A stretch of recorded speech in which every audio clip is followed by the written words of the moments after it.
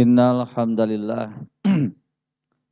nahmaduhu wa nasta'inuhu wa nastaghfiruh wa na'udzu billahi min syururi anfusina wa sayyiati a'malina may yahdihillahu fala mudhillalah wa may yudlil fala hadiyalah. Asyhadu an la ilaha illallah wahdah la syarikalah wa asyhadu anna Muhammadan abduhu wa rasuluhu amma ba'du. Hadirin rahimakumullah, baik yang offline ataupun online melalui media Hayatuna ataupun melalui channel media Hayatuna YouTube secara live teh. Kita lanjutkan pembahasan kita tentang Kitabul Janaiz atau bab tentang pengurusan jenazah. Di beberapa pertemuan sudah kita sampaikan berkaitan dengan kepengurusan jenazah bukan hanya soal hubungan sosial sebagai makhluk hidup, tapi bagi seorang muslim itu menjadi bagian hak yang harus ditunaikan oleh yang hidup kepada yang mati. Dan ternyata ada nilai plus bahwa orang yang mau mengurus jenazah sampai selesai yaitu penguburan, ternyata ada bonus yang Allah berikan kepada kita. Jadi sebetulnya Pak, ngurus jenazah mah udah tegur make agama sebetulnya. Sekali apanya, tapi tong salah paham ya. Jadi maksudnya gini, kalau tidak ada agama, kira-kira lamun aya nu maot Pak, tetangga diantep mah. Hah? Nggak mau diantep kan? Jadi sebetulnya mengurus yang mati itu bukan hal yang sebetulnya muncul gara-gara ada agama, enggak sebetulnya. Jadi keur nu hirup mah nempo aya nu maot teh nya dia akan peduli gitu. Nah, adapun nanti teknisnya seperti apa ya itu nanti kembali kepada kebutuhan. Makanya ketika si Habil dibunuh oleh Qabil ya Pak, dan itu menjadi tragedi paling pertama terjadinya pembunuhan. Di mana Qabil yang hasud dengan apa yang dicapai oleh Habil itu sampai akhirnya memutuskan untuk membunuh saudaranya sendiri.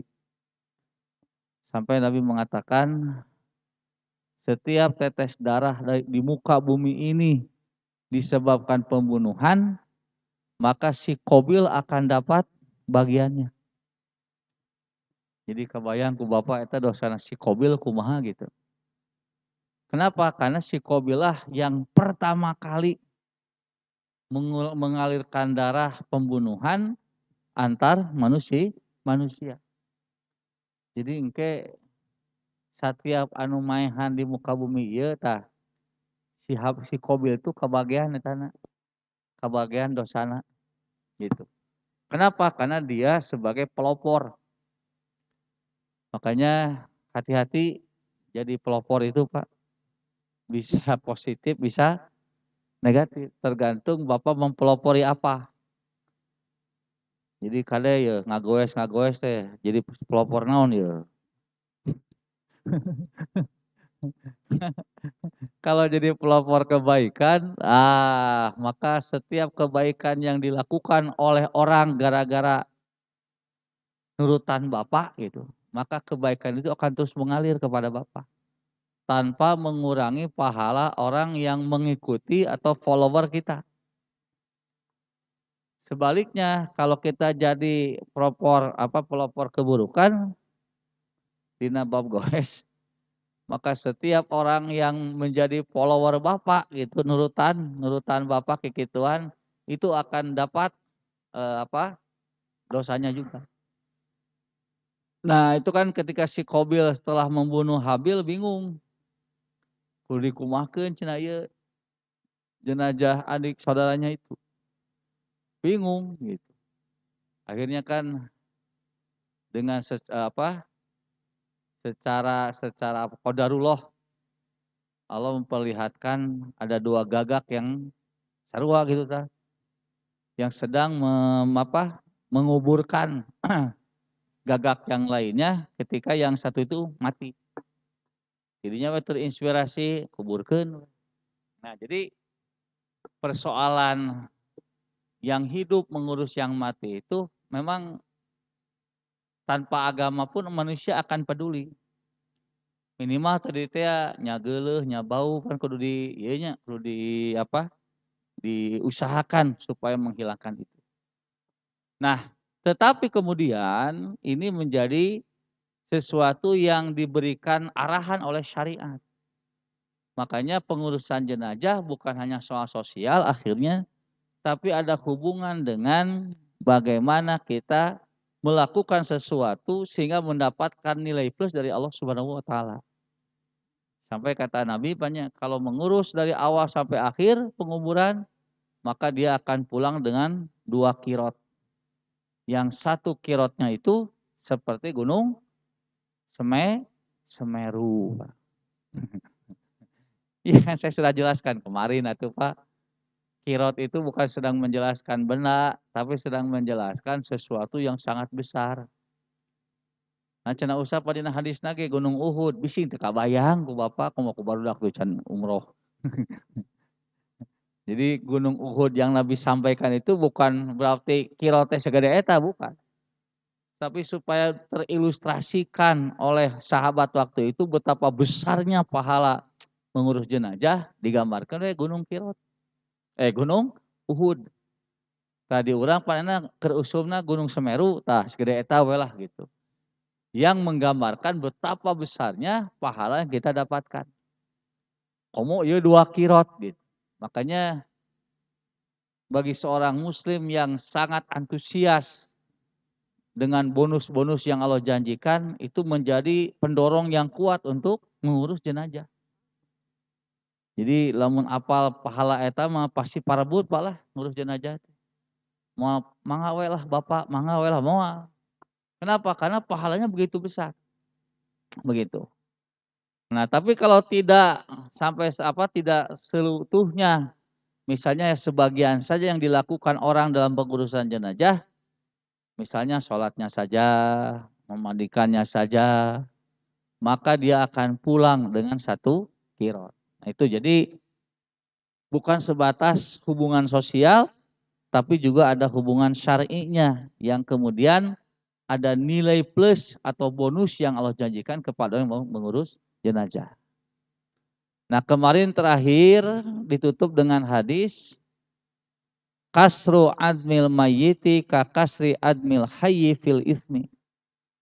Memecahkan tulang orang yang mati atau mayit seperti memecahkan tulang orang yang hidup dalam hal dosa. Artinya bahwa pengurusan jenazah seperti yang sudah saya sampaikan sebelumnya, bahwa sebetulnya mengurus mayit itu gampang karena terlalu banyak protes, Pak. Tapi bukan berarti kemudian kita seenaknya, nah gitu. Sehingga kita mengurus jenazah itu sehingga ngurus sato gitu, binatang. Walaupun dalam Islam itu Pak ngurus sato ge kudu ihsan. Jadi entong pada sato sangeunahna ternyata tidak juga dalam Islam itu. Jadi dalam Islam itu nepikeun ka sato wae urang teh kudu ihsan. Harus berbuat kebaikan, melakukan sesuatu yang memang tidak kemudian terlihat tidak biadab atau tidak manusiawi atau tidak hewani nyebutnya tidak hewani. Ya, karena kan kepada binatang begitu. Jadi ka binatang wae urang teh kudu apik teu meunang sangeunana apalagi kepada manusia. Jadi walaupun mengurus jenazah itu nu maot mah moal protes, tapi sikap kita kalau terlalu sampai nepikeun ka brutal dalam pengurusan jenazah juga tidak boleh. Bahkan dosanya disamakan kata Nabi seperti apa? Seperti mengganggu tulang orang yang masih hidup. Kan tidak boleh begitu. Nah, baik. Ceritanya ini ada orang meninggal. Apa yang dilakukan pertama kali?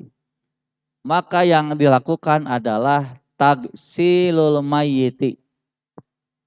Memandikan mayit atau memandikan jenazah terlebih dahulu.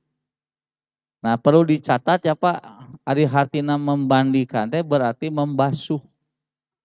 Ngamandian mah mencuci, mata gosala yaksilu teh satu akar kata dengan mencuci, membasuh. Jadi memandikan mayit itu bukan diusap-usap tapi dimandikan, dibasuh mayitnya.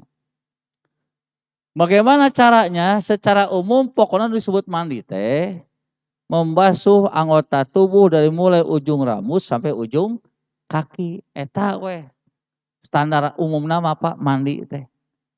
Di seluruh anggota tubuh itu dibasuh dengan air rata dari ujung rambut sampai ujung kaki. Makanya nanti timbul pertanyaan, lamun ayeuna ku naon? Ku sabrotan gitu. Semuanya terus saya digosok-gosok. Bisa disebut mandi tidak? Bisa. Atau ku panyuk, panjuran heula, nanti setelah banyak air baru digosok-gosok badannya. Itu termasuk mandi tidak? Masuk juga. Kumaha mau dibalangkeun misalnya teta kana jolang, plung we jolang badag eta kana betab. Bus, nah kajero we tah urang nu ngamanet gosok-gosok we di dinya. Terus we angkat, eta ngamandian bukan? Memandikan juga sebetulnya. Nah, jadi pada intinya memandikan itu adalah membasuh seluruh anggota tubuh dari ujung rambut sampai ujung kaki. Nah, tetapi ternyata dalam memandikan jenazah di sini ada hal-hal yang harus diperhatikan. Jadi sekali lagi bahwa orang yang mati itu tetap dia punya kehormatan. Dia tetap mesti dijaga, jangan sampai ada hal-hal yang merusak tubuhnya. Makanya, nah di sini hadis yang pertama. An Aisyah qalat, dari Aisyah berkata, qala Rasulullah sallallahu alaihi wasallam, Rasulullah bersabda, man ghassala mayyitan fa adda fihil amanata walam yubshi alaihi ma yakunu minhu inda dzalika kharaja min dunubihi kayaumi waladathu. Rasulullah bersabda, siapa saja yang memandikan mayit lalu dia melaksanakan amanah. Nah, siapa dia teh? Yang memandikan mayit. Apa amanahnya itu? Di antaranya adalah ketika ada sesuatu yang namun aya codet gitunya, ada codet, ada kekurangan, ada hal-hal yang ganjil dari yang mayit, maka orang yang memandikan itu wajib untuk menjaga rahasia itu. Jadi kalian nu ngamandian mah ulah nu comel atau anu ipis bibir, tahu Pak ipis bibir? Di Sunda mah ya istilah ipis bibir. Jadi ipis bibir teh panasaran lah mau teu diomongkeun teh. Terutama berkaitan dengan kondisi si mayit. Karena kan tidak mustahil ya Pak. Ketika kita memandikan dina mayitnya ada hal-hal yang kalau diungkapkan secara umum itu aib. Mata kade begitu, alah eta cenah mayit ini buci ai. Dina itu ngocor terus teh hal-hal yang seperti itu teh kalau bisa diusahakan jangan diungkapkan secara umum. Karena bisa jadi ada orang-orang yang hasud memanfaatkan kondisi itu. Di Jatihana apa di Cicahem di lembur saya itu. Di mandian karena dia punya penyakit apalah. Murudul bukna teh. Si murudna teh murudul. Tah kudu ngamandian teh sibuk teh teu dikumpulkeun deui. Antap we da memang tidak ada ketentuan harus si rambut jenazah itu tidak boleh misah, enggak ada. Nah, itu ternyata sekian hari kemudian ribut. Ribut naon? Ribut aya juri gundul cenah. Anu neangan rambut. Nu ributna teh tukang ojek. Ieu cenah aya ibu-ibu naik ojek, begitu rek nepi, "Mang, naon?" Pas kali teh, "Buk abdi mana?" Nya we diisukeun teh ta eta, "Oh ieu cenah gara-gara nu ngamandian, harita teh cenah nya rambutna teh urudul tapi teu dikumpulkeun." Jadi memang walaupun semua orang punya kewajiban untuk memandikan, tapi ternyata harus orang-orang tertentu juga. Makanya nanti di dalam dalam etikanya ya, ini bukan ketentuan, etikanya usahakan yang memandikan itu orang-orang yang dekat dengan jenazah. Orang-orang yang dekat dengan mayit, apakah istrinya atau suaminya, anak-anaknya, yang diperkirakan bisa menjaga rahasia apabila ada sesuatu yang ganjil dari si mayit itu. Pas dimandian, aduh ngajerendol, si ayu ngajerendol. Waktu itu gara-gara baheula tukang, nah dikait-kaitkeun ya kan, matak aya film hikayat nya apanya, karena tukang gas matinya loba gas. Karena penimbun dihubung-hubungkeun we. Nah ini hal-hal yang sebetulnya nggak ada hubungannya, tapi bagi orang yang hasud bisa dikaitkeun. Atau dikieukeun teh hese wae, hayo dikaitkeun jeung tahayul. Misalnya dipindahkeun teh berat, teh naon ieu? Kaitkeun. Jadi usahakan makanya orang yang dekat atau orang yang bisa menjaga amanah. Itu. Walaupun nanti ada hal-hal yang ganjil, dia sampaikan pada keluarganya. Kan aya nyapanya nu terus ngocor getihna teh. Teh kan sok anu rajin diplastikan we si kepalana teh ngalah teu ngocor wae. Tapi teh teu bebeja heula, hayo kitu jurig neangan plastik gitu. Kait-kaitkeun. Kemudian walam yubshi. Nah, dan dia tidak menyebarkan cacatnya. Nah ini. Maka niscaya dosa-dosanya akan keluar. Siapa yang akan keluar dosa-dosanya teh? Seperti ia dilahirkan ibunya. Saha? Anu ngamandian. Tuh, Pak. Melakukan kerja kepada Allah mah nepikeun ka si gaji teh Pak dinaon? Dirinci. Ieu teu dirad. Awasnya sakirot teh 2 kilot teh geus all in. Ngamandian, ngapanan, nyolatan, nguburkeun. Enggak. Jadi ternyata yang 2 kirot itu nanti ada rinciannya. Kalau dia secara keseluruhan mengurus jenazah, menang 2 kirot. Tapi lamun ngamandian hungkul tuh aya Pak. Jadi pahala memandikan saja ada khusus. Yaitu Allah akan ampuni dosa-dosanya sampai seperti dia lahir dari ibunya. Maksud seperti apa? Lahir tanpa dosa. Nah ini Pak. Jadi mau rugi lah gitunya lamun jeung Allah mah yeuna pekerjanya.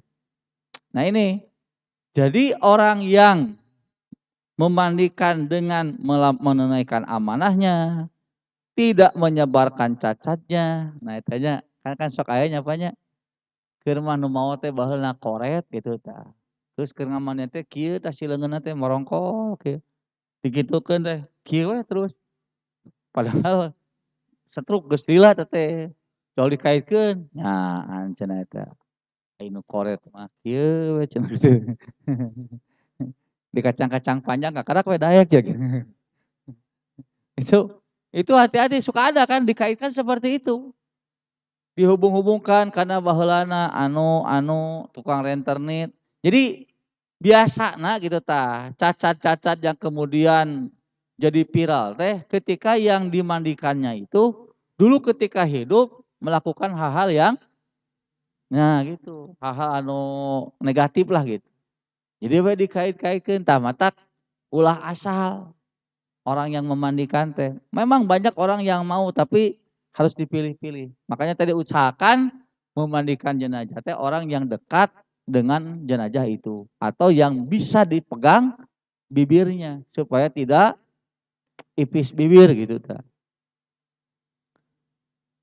Kemudian an Ummi Atiyah taqalat, dari Ummu Atiyah berkata, qala Nabiyyu sallallahu alaihi wasallam lahunna fi ghusli benatihi.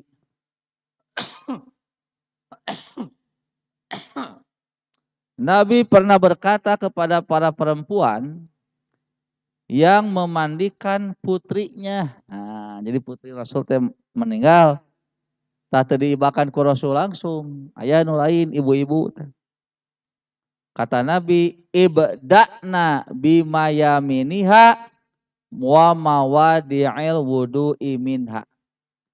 Dahulukanlah oleh kalian bagian yang kanan-kanan dan anggota-anggota wudunya. Nah, dengan hadis ini ada yang berpendapat cermatak mun rek samemeh mandi teh diwuduan heula.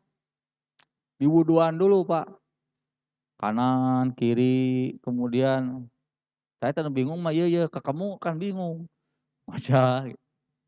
Padahal di sini bukan mewudukan jenazah, tapi basuhlah tempat-tempat wudu lebih dahulu.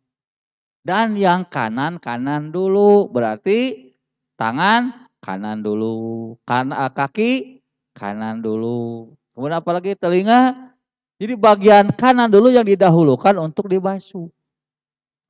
Kemudian baru yang kiri. Teknisnya bagaimana? Teknisnya biasa we gitu sebetulnya. Jadi lain di wuduan kade. Tapi didahulukan ketika membasuh itu bagian kanan dan tempat atau anggota-anggota wudu. Nah, di kita ada yang mengartikan di wuduan heula, mata rada paciweuh kan kanan kiri di wudu mah. Tanuku kamu bingung mah ka kamu kumaha cenah asupkeun we gitu ka baham nu maot.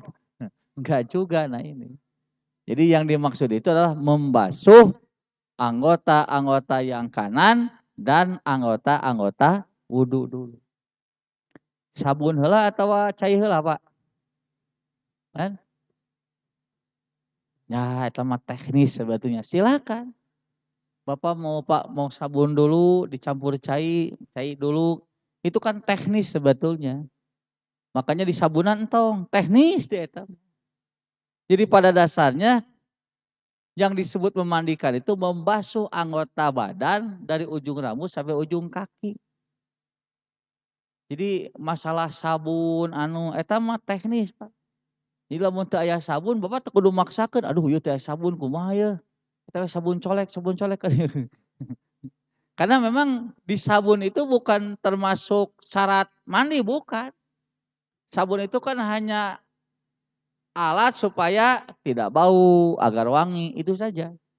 Jadi yang paling pokok itu adalah dibasuh anggota tubuh dari ujung rambut sampai ujung kaki. Begitulah yang disebut dengan mandi. Nah, dengan keterangan ini makanya diutamakan ketika memandikan ternyata ada aturannya. Dahulukan anggota bagian yang kanan dan anggota-anggota wudu. Terus an Ummi Atiyah radhiyallahu anha qalat, dari Ummu Atiyah dia berkata, dakhala alaina Rasulullah sallallahu alaihi wasallam wa nahnu nagsilu ibnatahu. Rasul pernah mendatangi kami sedangkan kami sedang memandikan putrinya. Nah, terkenalnya pada mahram ari putrina mah. Ulah teh bapak bus-bus we ka mana wae gitu.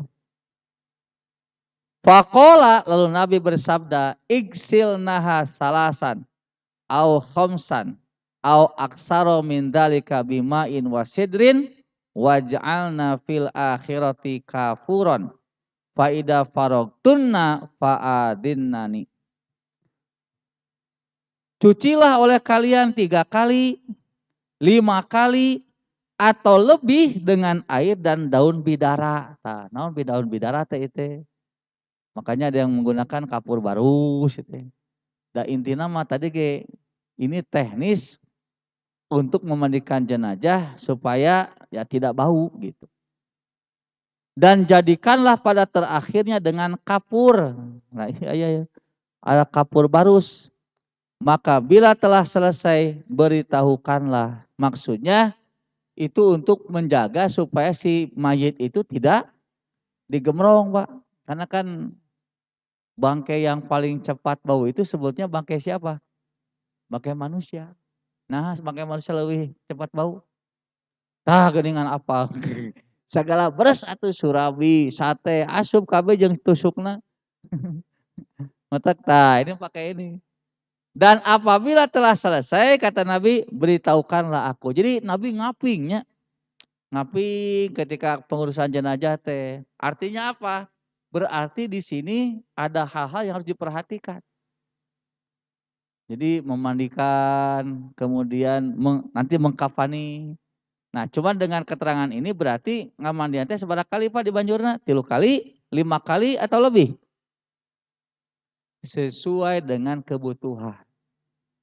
Matak caina kudu 1 ember, 2 ember.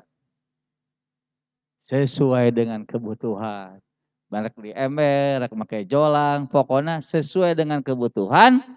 Selama si mayit itu bisa dibasuh dengan air yang ada, maka itu sudah selesai memandikan jenazah. Tuh beres Pak. Jadi teu aya nu riweuh sebenarnya ngamandian mayit mah cabe ge. Sebab tara loba protes. Tara loba nawar nu maot mah. Nu riweuh mah nu hirup we parebut eta, parasea keur ngamandian ge.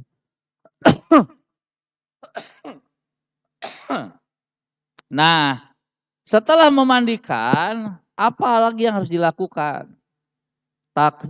Takfinul mayyiti, yaitu mengkafani mayit. Apa arti kafan itu? Kafan itu artinya membungkus. Tah eta, jadi saya jelaskan dulu. Jadi ngapa nanti ngabungkus. Nah, pertanyaanna ari ngabungkusna teh digulungkeun gitu tuh, gulungkeun gitu terus siga ngaitukeun naon karpet. Golong, blok gitu. Atau misalnya si kain kafanna teh ana mah make sleting we, seret, abuskeun ka dinya, sretkeun gitu. Atau harus 3 lembar, 4 lembar, terus dibelit-belit, aya pocongan atau bagaimana? Nah, dari judul ini saja sebetulnya sudah jelas bahwa semua yang tadi saya jelaskan hanya teknis. Karena inti nama mengkafani teh ngabungkus. Makanya sebetulnya dengan kantung mayat itu lebih praktis sebetulnya. Cuman ya itulah, di kita kan masih belum ilahar nyapanya. Kayak hayo disebut teh meni siga ngarungan ucing. Kalau kamari keur Covid mah nyapanya di kararungan teh gitu. Nah, kita baca dalilnya dulu. An Khobabin dari Khobab, qala berkata, hajarna ma'an Nabi sallallahu alaihi wasallam nuridu wajhallahi. Kami berhijrah bersama Nabi karena mengharapkan keridhaan Allah. Karena ada juga yang hijrah dari Mekah ke Madinah teh cari duniawi. Sebab geus di logam geus teu puguh dagang teu payu wae hijrah we ngiluan. Nah, itu ada yang seperti itu. Karena di Mekah geus teu kondusif ya ekonomi pindah ke Madinah. Ada lagi yang cari budak-budak perempuan. Jadi karena bebebnya pindah ke Madinah, tuturkeun gitu. Jadi macam-macam juga, makanya nanti niat itu menjadi penentu kualitas amal kita. Bisa jadi bapak jeung ibu waqa'a ajruna 'alallahi. Nah, itu. Karena mengharap ridho Allah, maka pahalanya ya kami harapkan dari Allah. Faminna man madha lam ya'khud min ajrihi syai'an minhum Mus'ab bin Umairin. Nah, jadi maksudnya jadi ketika hijrah ke Madinah teh tidak semua orang yang hijrah merasakan kemenangan dari perjuangan Islam. Jadi hijrah ke Madinah teh langsung senang, aya nu wah berjuang heula. Dan ternyata belum sampai penaklukan Mekah sudah meninggal. Jadi tidak merasakan nikmatnya kemenangan. Seperti siapa? Seperti Mus'ab bin Umair. Kutila yauma Uhudin, dia terbunuh pada waktu perang Uhud. Mus'ab bin Umair teh Pak dina sejarahna Nabi itu kalau lihat Mus'ab bin Umair sok ceurik teh. Curucut cipanon ningali Mus'ab teh. Kenapa? Karena Nabi tahu betul Mus'ab itu siapa. Dia itu adalah anak sematawayang seorang perempuan seorang janda yang sangat kaya. Diogo Mus'ab bin Umair teh. Kemudian wajahnya juga ganteng, Pak. Jadi Mus'ab teh termasuk orang yang ganteng gitu wajahnya teh. Dan beliau gitu ta, orang yang sangat dimanja oleh ibunya. Sampai cek paribasana mah dina jarak sekian meter teh geus kaambe wangina. Padahal can muncul Mus'ab mah tapi aduh ieu mah bau Mus'ab ieu mah. Saking kunaonna, saking ku si minyak wangina teh sangat bagus. Pakaiannya selalu perlente, tara kurang dahareun, Pak. Da tuh da keur mah anak sematawayang beunghar deui indungna teh, diogo. Nah, yang bikin Nabi sedih itu apa? Ketika datang Islam, dia memilih Islam, tapi kemudian oleh ibunya diancam, sok sia cenah asup Islam. Ku mamah bakal dicokotan ta fasilitas ATM, dibekukan mun mah kitunya. Fasilitas dicabut anu. Eta teh budak sakitu diogo, Pak, ternyata tetap memilih Islam. Sampai indungna teh geus bingung kudu kumaha yang ngolos si Mus'ab ngarah kaluar ti Islam.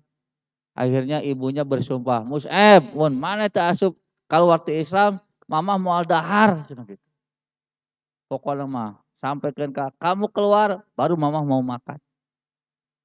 Bener Pak, demo puasa si ibuna. Tapi Mus'ab karena sudah kuat keyakinannya kepada Islam, nya kitu anggar we, mah nyaah ka mamah teh tapi da ieu mah urusan keyakinan. Sampai akhirnya ibunya menyerah teh lain asup Islam, menyerah berhenti untuk berpuasa dan merelakan si Mus'ab masuk Islam. Tah, begitu masuk Islam, kehidupannya 180 derajat. Sampai taya Pak, ya budak nu beunghar sematawayang gonta-ganti baju unggal poe. Setelah masuk Islam, kemudian dia terbunuh di perang Uhud. Ternyata dia hanya punya baju ngan hiji-hijina. Jadi budak bunghar, baju unggal poe ganti, setelah masuk Islam pakaiannya cuma satu itu. Kabayang ke bapak lamun baju hiji kumaha eta Pak? Sigana teh pala badi seuseuh, cicing di imah teh. Teu kaluar. Kaluar teh geus garing, keluar.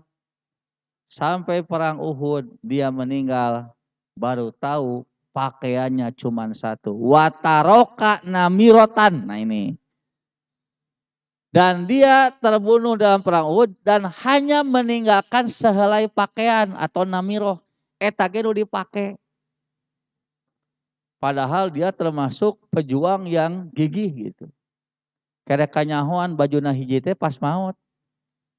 Nah, rek di kapanan itu make naon kapana? Eueuh deui dipariksa ngan baju teh hiji-hijina. Keur mah hiji-hijina, keur mah satu-satunya, aduh ieu bahasa Indonesia. Fakunna idza ghataina biha ra'sahu badat rijlahu. Ketika kami tutup kepalanya dengan kain yang dia miliki, kakinya terbuka. Tidak cukup dipakai lagi kenutupan, keur ngabungkus jenazahnya.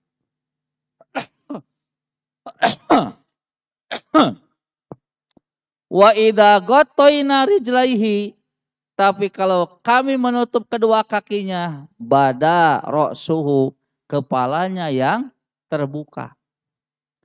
Jadi si anak sematawayang jeung si anak manja sampai matinya hanya tinggal meninggalkan satu pakaian. Saking naonnya Bu? Saking bagaimana susahnya perjuangan dulu. Ditutupan kaluhur kepalanya, kakinya yang muncul. Ditutupan kakinya, kepalanya yang timbul. Itu udah kain tidak ada. Perilakunya banyak. Ulah kabayang siga ayeuna atuh. Yang namanya kain itu sangat mahal Pak dulu itu. Jadi zaman Rasulullah itu orang kalau berpakaian itu jarang yang 2 lembar. Rata-rata 1 lembar. 1 lembar itu cuma menutup bawah dari pusar ke bawah. Jadi lamun punya 2 lembar teh nyalah lumayan. Susah itu. Bahkan sampai dulu ada sahabat yang giliran Pak, berpakaian teh. Apal-apal teh ketika sholat, beres sholat teh, gering lompat. Batur mapan beres sholat teh, wiridan heula. Ini mau beres sholat, langsung lari ke rumahnya. Beres sholat yang satu, gering nih. Sampai orang curiga, itu kenapa si anu teu betah dina ibadah gitu. Begitu dicek ternyata si pakaiannya cuma satu. Jadi lamun dipake ku ieu nu hiji teu bisa nungguan heula di rumah. Beres sholat teh harus pulang lagi. Jadi sulit pakaian itu. Makanya zaman Rasul, kenapa ada istilah la yandurullaha ila man jarra saubahu khuyala'a.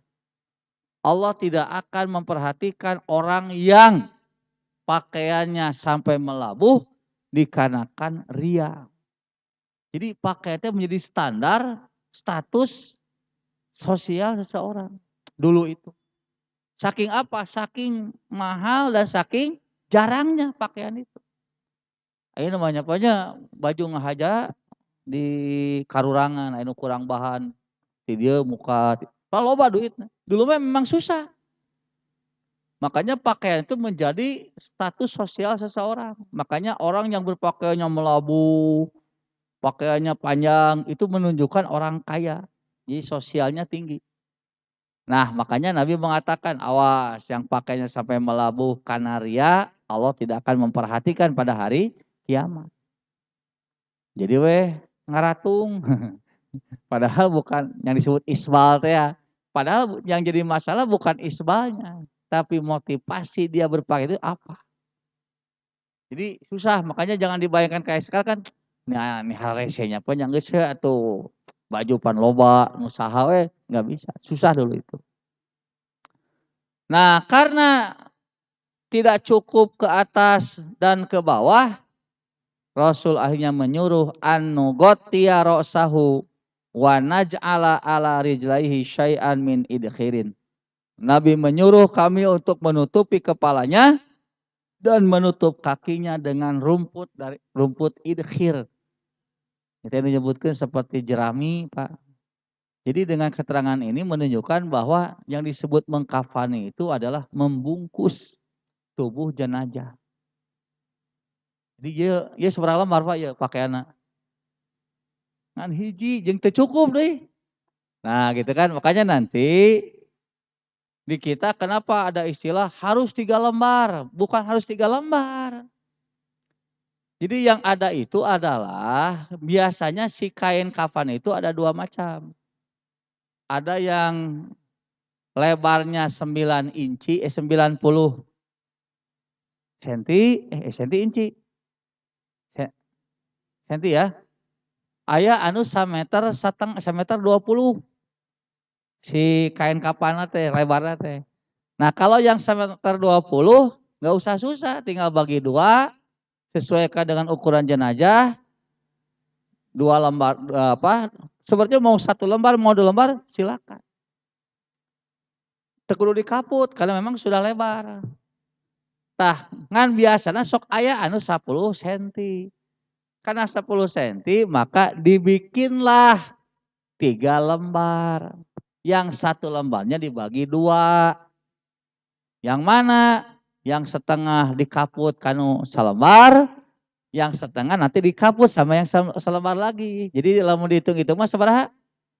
1,20 m gitu. Jadi 3 lembar itu bukan syarat kain kafan, bukan. Jadi dipotong 3 lembar teh kain kafan teh karena tadi si lebarnya cuma 10 senti. Itu kalau nanti dilipatkan moal cukup buat jenazah. Nyawa dibikin 3 lembar, yang 1 lembarnya dibagi 2, dipotong. Tangke potongannya itu dikaputkeun kepada 2 lembar sisanya. Jadi lebarnya berapa? 120, karena kan 80 bagi 2 30. Tempelkeun kana 80, 120 senti. Gimana? 45-nya. Oh, jadi lebihnya. Oh ya bukan 30, 45, 90 mah. Nah, jadi intinya jadi lebar ketika dikaput sehingga nanti kalau dilipat kepada jenazah itu cukup. Begitu. Nah, jadi 11 lembar atuh Sebetulnya bebas, secukupnya. 1 lembar juga kalau cukup untuk menutupi membungkus jenazah, selesai. Ah kurang cenah 2, tambahan. Kurang 3, tambahan. Bahkan bisa sampai 4, 5, ya tergantung nanti ukuran jenazah dan juga ukuran kainnya. Karena intinya apa mengkafani itu? Membungkus jenazah itu sendiri. Nah nanti Bapak mau dipraktekkan yang itu atau cukup dengan yang dibungkus? Jadi makanya saya kan sempat waktu itu mengusulkan cik lah pangjieunkeun kain kapan nu praktis, jadi teu kudu pabulat beulit. Karena kan orang jadi agak sulit melakukan mengkapan teh karena disangkana kapan teh kudu kitu ngapanan teh. Jenazah dikulekeun da kieu Pak. Nah, jenazah dikulekeun kain kapan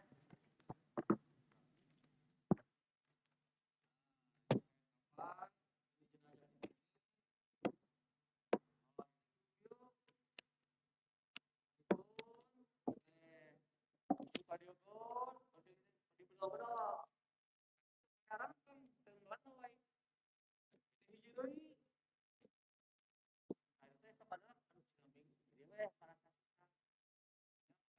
para ngapanan teh kudu ada sebenarnya kieu gitu. Nah,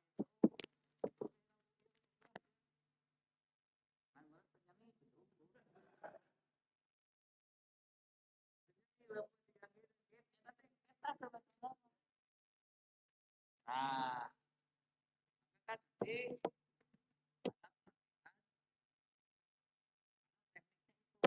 sebenarnya membungkus itu tidak mesti begitu. Sengaja terbungkus dengan kain kapan.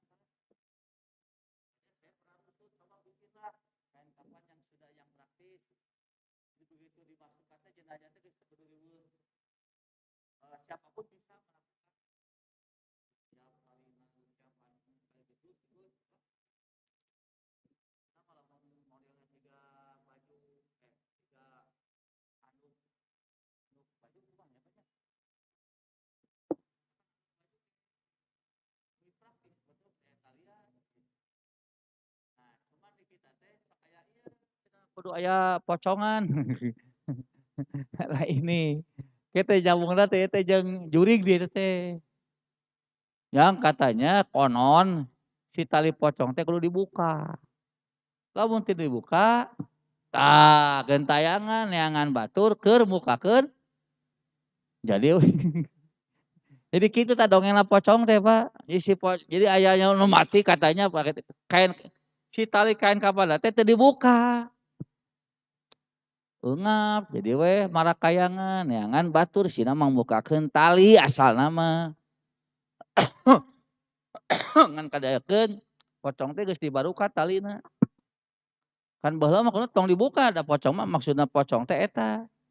Jadi ngajung jurigan teh cenah neangan orang untuk membukakan tali. Tapi kan pocong ayeuna mah geus dibaruka kabeh. Jadi nya memang nah ngaranna ge tahayul kumaha we dongengna. Nah itu. Jadi tidak mesti harus ada pocongnya enggak sebetulnya. Karena inti yang jadi masalah itu adalah dibungkus si kain kapan itu. Makanya dengan yang pakai serelek itu lebih praktis sebetulnya. Tinggal lamun hayang ningali wajahna bukakeun serelek gitu. Tutupan deui. Kalau yang menggunakan manual sekarang kan tutupan deui. Itu jadi apa ya? Jadi kurang praktis. Jadi sebetulnya itulah mengkafani. Bagaimana supaya si jenazah itu terbungkus gitu. Adapun teknisnya, nah ini silakan gitu. Jadi Bapak mau yang manual seperti biasa diajarkan. Ke bisi geus bisa eta PT geus eueuh kain kapan gitu. Anu nu praktis-praktis. Ini sebetulnya ini bisa dijadikan apa ya? Bahan bisnis, Pak. Bagaimana Bapak menjual kain kapan yang praktis? Iya kan, ulah ku Cina wae atuh. Pan urang teh ari syariatna ku urang anu beunghar babah. Ngajarkeun wudu Islam, anu ngajieun jatpam saha? Tuh. Nu ngajarkeun salat Islam, nu ngajual eta sajadah saha? Ngajual mukena. Jadi memang kadang-kadang urang teh jadi terjebak hanya sebatas ritual murni. Padahal lamun ibu jeung bapak cerdas mah diajarkeun salat, teng kapikir ngajual naon, naon, oh kudu nutup aurat, oh kudu wudu, kudu cai bersih, berarti kudu nyiapkeun naon, naon, naon. Jadi belajar fikih itu tidak monoton akhirnya. Tapi betul-betul juga belajar fikih itu berkembang sampai kepada bagaimana menjadi bahan untuk ekonomis juga. Kan di urang mah saukur kitu we, matak aya paribasa, bosen nya diajar fikih teh, nya atuh bosen dah, aya we nu kitu. Kenapa tidak dikembangkan gitu kan, bagaimana bikin dari kain kapan yang praktis. Yang praktis, kemudian istilahnya setiap orang bisa menggunakan, tidak ribet, bagaimana? Tak beli bade, kan bade Pak Haji nyobian. Bikin desain dari sekarang, kumaha ya desainna gitu kan. Nah itu. Ini terakhir, hadis yang terakhir,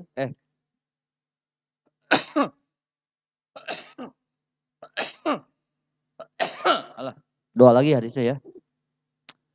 An Ibnu Abbasin qala dari Ibnu Abbas berkata, qala Rasulullah sallallahu alaihi wasallam, ilbasu min siyabikumul bayadha fa innaha min khairi siyabikum wa kaffinu fiha mautakum. Pakailah pakaianmu yang berwarna putih karena itu sebaik-baiknya pakaian dan pakaikanlah pula pada orang-orang yang mati dari kamu. Nah, ini hadis ini yang dijadikan landasan kenapa kain kapan sok bodas gitu. Karena cenah ceuk Nabi eta teh pakaian terbaik. Betul, terbaik teh berarti bukan berarti menggunakan yang lain jelek, bukan.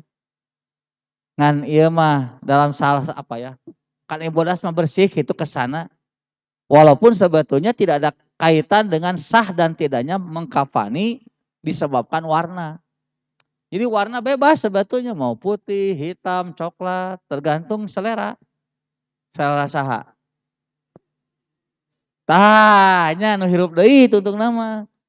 Dan nu maot mah rek warna naon gepek teh we teuing gitu. Nah, dalam berpakaian pun nah ini. Tapi nyaeta ari bodas teh kadienakeun mah gancang kotor teh. Jadi lamun aya noda teh katingali gila we gitu. Ngan iman Nabi hanya mengatakan sebaik-baiknya. Berarti baik nu warna lain ge. Ngan kalau mau warna putih nah ini lebih baik. Termasuk kafan untuk yang mati. Makanya sampai sekarang asacan pernahnya di Indonesia kain kafan bukan putih. Namun di luar negeri mah aya nu ku hideung. Urang we bodas we teh. Kecil pas Covid-nya, kayak Covid masih ku bodas. Oh bodas ya enggak. Nah, jadi ini putih ini bukan syarat ya, bukan syarat sahnya mengkafani, hanya anjuran saja. Rada pantas cenah rada bersih bodas mah. An Aisyah qalat dari Aisyah berkata, kufina Rasulullah SAW fi salasati aswabin bidin suhuliyatin min kursufin laisa fiha komisun wala imamatun.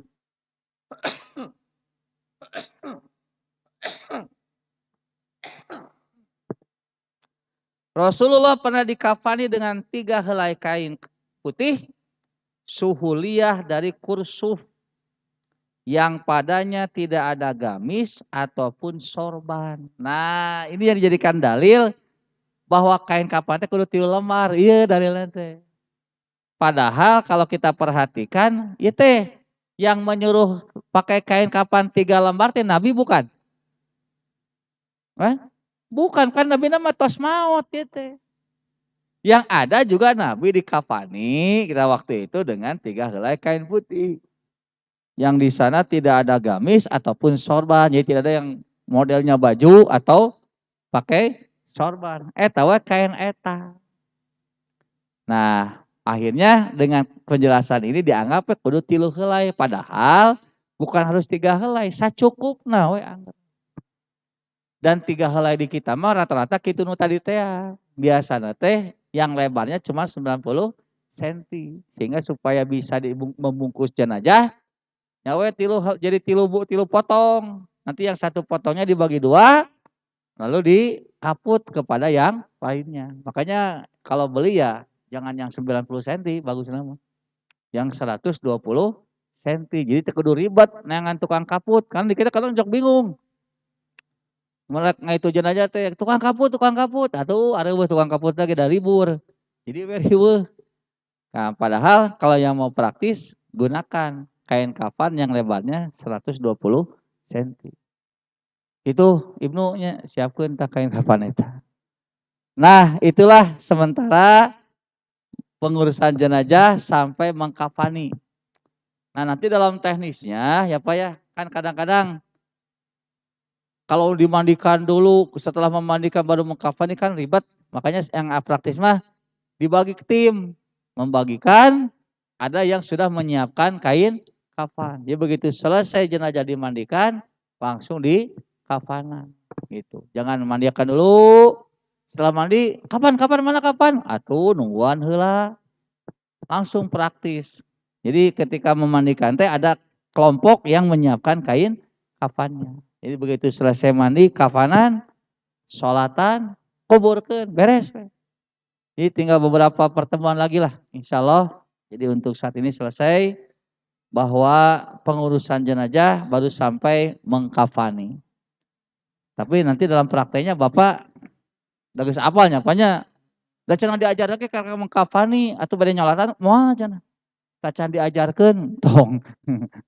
Ieu mah ngajarkeun dalil-dalil da geus apal Bapak sebetulnya. Nah itu sementara berkaitan dengan kitabul janazah. Insya Allah nanti kita lanjutkan lagi Kamis yang akan datang ya Pak. Ini mohon maaf nih agak kurang fit, jadi ya tahulah banyak terjemah saya begitu. Kurang improvisasi, ya kurang fit Pak, mohon maaf. Itu saja, insya Allah nanti kita lanjutkan. Aku qouli hadza wa astagfirullah li wa lakum. Rabbana atina fid dunya hasanah wa fil akhirati hasanah wa qina adzabannar. Wassalamualaikum warahmatullahi wabarakatuh.